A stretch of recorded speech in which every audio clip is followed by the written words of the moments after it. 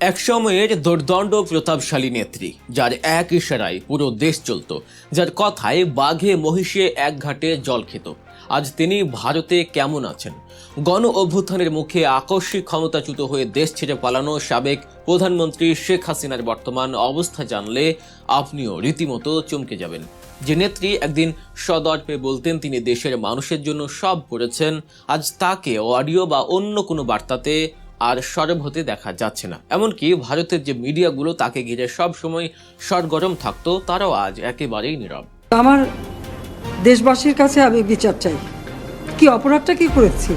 কেমন কাটছে তার দিনকাল, কেমন কাটলো তার এবারের ঈদ, কিছু নিয়ে ভারতের সংবাদ মাধ্যমগুলোতে এখন চাঞ্চল্যকর সব তথ্য বেরিয়ে আসছে, যা শুনলে যে কারোরই চোখ কপালে উঠবে।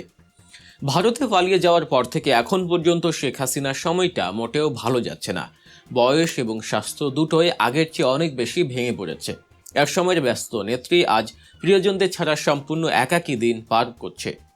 একসময় যে নেত্রীর একটা ফোন কলের জন্য নেতারা তীর্থের কাকের মতো অপেক্ষা করতেন, আজ সেই নেত্রী দলের নেতা কর্মীদের সাথে যোগাযোগের জন্য ছটফট করছেন। আগে ফোন করে নানা দিক নির্দেশনা দিলেও এখন পরিস্থিতি এতটাই বদলে গেছে যে তৃণমূলের নেতা কর্মীরা তার ফোন পর্যন্ত ঠিকমতো রিসিভ করছেন না। সমস্ত এয়ারলাইন্সকে বলে দিচ্ছে আমি যেন দেশে ফিরতে না আসি, আমি দেশে ফিরবই, আমি ফিরে আসছি। ভারতের সমাজ মাধ্যমগুলোর মতে বাংলাদেশে থাকা আওয়ামী লীগের নেতা কর্মীরা এখনো শেখ হাসিনার দিক থেকে অনেকটাই মুখ ফিরিয়ে নিয়েছেন। দলের ভেতরের অবস্থা আরও করুন। আওয়ামী লীগের সুবিধাবাদী বা হাইব্রিড নেতাদের একটি বড় অংশ, যারা একসময় ক্ষমতার বড় সুবিধা ভোগ করেছেন, তারা এখন বিদেশে পালিয়ে গিয়ে রীতিমতো বিলাসবহুল জীবনযাপন করছেন। অন্যদিকে তৃণমূলের কর্মী এবং হাইব্রিড নেতাদের আরেকটি অংশ দেশে জেল খাটছেন বা আত্মগোপনে আছেন। যারা দেশে আছেন তারা গা ঢাকা দিয়ে নানাভাবে নিজেদের অস্তিত্ব টিকিয়ে রাখার সংগ্রাম করছেন। এমন অবস্থায় দলের তৃণমূল কর্মীদের মাঝে তৈরি হয়েছে চরম অভিমান আর ক্ষোভ। যে নেত্রীর নির্দেশে তারা জীবন বাজি রেখে এতদিন কাজ করেছেন, সেই নেত্রী আজ তাদের বিপদে ফেলে বিদেশে নিরাপদে আছেন। এই বিষয়টি তারা কোনোভাবেই মেনে নিতে পারছেন না। ফলস্বরূপ তৃণমূলের অনেক নেতাকর্মী এখন পরিবার থেকে বিচ্ছিন্ন হয়ে মানবেতর জীবনযাপন করছেন এবং দলের শীর্ষ নেতৃত্বের প্রতি তাদের আস্থা তলানিতে গিয়ে ঠেকেছে। বাস্তবতার এই নির্মম হিসাব নিকাশে শীর্ষ নেত্রীর ফোন বা কোনো আশ্বাসের বাণী এখন তাদের কাছে নিছক বিস্ফোরা বা অর্থহীন মনে হচ্ছে।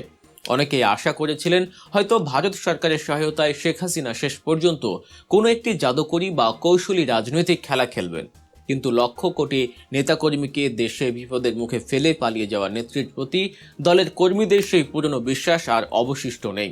দেখেছেন সারা বাংলাদেশে জ্বালাও পোড়াও করে আমাদের আওয়ামী লীগের নেতাকর্মীদের ঘরের ভিতরে রেখে পুড়িয়ে মেরেছে।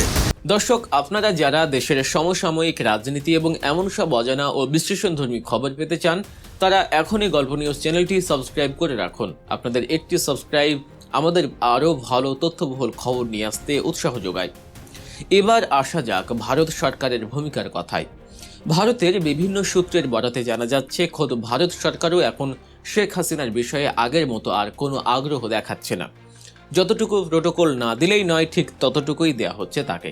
নির্বাচনের আগে ভারতের শীর্ষ রাজনৈতিক ব্যক্তিবর্গ বা নীতি নির্ধারকরা নিয়মিত দিল্লির লোদি গার্ডেনে শেখ হাসিনার বাসস্থানে যাতায়াত করতেন, কিন্তু এখন পরিস্থিতি এতটাই বদলে গেছে যে ডেকেও তাদের আর সেখানে পাওয়া যাচ্ছে না। একসময়ের আয়রন লেডি খেতাব পাওয়া এই নেত্রী আজ এতটাই একাকী হয়ে পড়েছেন যে তাকে এখন কেবল একজন স্বৈরাচারী সাবেক প্রধানমন্ত্রী হিসেবেই দেখা হচ্ছে। এবারের ঈদের দিনটিও তার কেটেছে চরম বিষাদের মধ্য দিয়ে। প্রিয় দেশবাসী, আসসালামু আলাইকুম। এক মাস সিয়াম সাধনার পর আবার আমাদের মসজিদে এসেছে পবিত্র ঈদ উল ফিতর। ভারতের বিভিন্ন সূত্র দাবি করছে যে ঈদের দিন তাকে বিশেষ খাবার সরবরাহ করা হয়েছিল ঠিকই, কিন্তু স্বজন এবং বান্ধবহীন সেই পরিবেশে সেই বিশেষ খাবারের স্বাদও তার কাছে একেবারেই পানসে মনে হয়েছে। ঈদের দিন অনেকেই তার সাথে শুভেচ্ছা বিনিময় করেছেন, কিন্তু আশ্চর্যজনক বিষয় হলো তৃণমূলের অনেক নেতাকর্মীকে ফোন করা হলেও তারা নেত্রীর ফোন রিসিভ করেননি।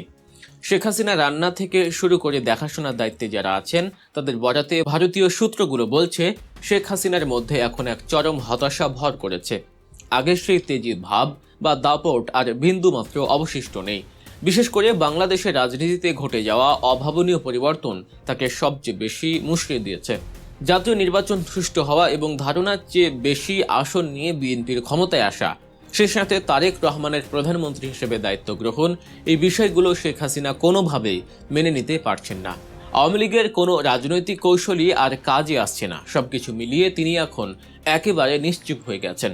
বাংলাদেশকে আবার ভিক্ষুকের জাতি করে দেওয়া, এটাই বোধহয় এদের পিছনে ষড়যন্ত্র। সেটাই হচ্ছে সব থেকে দুঃখজনক, যে দিন রাত অক্লান্ত পরিশ্রম করে বাংলাদেশটাকে যখন একটা জায়গায় নিয়ে আসলাম, আজকে সেখানে দেখি এই একদিকে জ্বালাও পোড়াও সব কিছু। অন্যদিকে ভারতের সমাজ মাধ্যমের বিশ্লেষকরা বলছেন, প্রবল ক্ষমতাশালী শেখ হাসিনা ক্ষমতার দম্ভে এতটাই অন্ধ হয়ে ফ্যাসিস্ট হয়ে উঠেছিলেন যে আজ তার এই পরিণতি। একসময় যারা তাকে অন্ধভাবে সমর্থন করতেন, তারাও এখন আওয়ামী বলয় থেকে বেরিয়ে আসতে চাইছেন নিজেদের অস্তিত্ব টিকিয়ে রাখার স্বার্থে। দলের হাল ধরার মতো শেখ হাসিনা পরিবারের বিশ্বস্ত কেউ না থাকায় বাংলাদেশ আওয়ামী লীগের ভবিষ্যৎ এখন এক গভীর অন্ধকারের মুখে এসে দাঁড়িয়েছে। ক্ষমতাচ্যুত হওয়ার পর প্রথম কয়েক মাস ভারত সরকার গভীর আন্তরিকতা নিয়ে শেখ হাসিনাকে দেখভাল করলেও এখন সেই আন্তরিকতায় রীতিমতো ভাটা পড়েছে। ভারতের নেটিজেনরাও এখন আর তাকে নিয়ে তেমন আগ্রহী নন। উল্টো তারা বাংলাদেশের নবনির্বাচিত সরকারের সাথে, বিশেষ করে তারেক রহমানের জাদুকরী নেতৃত্ব আর জনপ্রিয়তার কারণে নতুন করে সম্পর্ক উন্নয়নে বেশি আগ্রহী। এই অবস্থায় শেখ হাসিনা ইস্যুটি ভারতের কাছে এখন একটি নেতিবাচক বা বোঝা হয়ে দাঁড়িয়েছে বলেই মনে করছেন বিশ্লেষকরা। যে রাজাকার নাতিপুতিরা সব কিছু পাবে, মুক্তিযোদ্ধারা পাবে না। বাংলাদেশের রাজনীতিতে শেখ হাসিনার ফিরে আসার সম্ভাবনা এখন শুধুই মরীচিকা। রাজনীতি তো দূরের কথা, তার জানালার ধারে কাছেও কোনো আশার আলো দেখা যাচ্ছে না।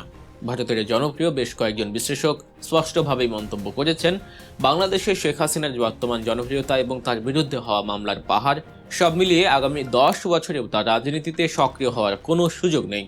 10 বছর পর যদি সেই সুযোগ আসেও, তখন প্রায় শতবর্ষী শেখ হাসিনা দল পরিচালনার জন্য শারীরিকভাবে কতটা সক্ষম থাকবেন তা নিয়ে যথেষ্ট সন্দেহ রয়েছে।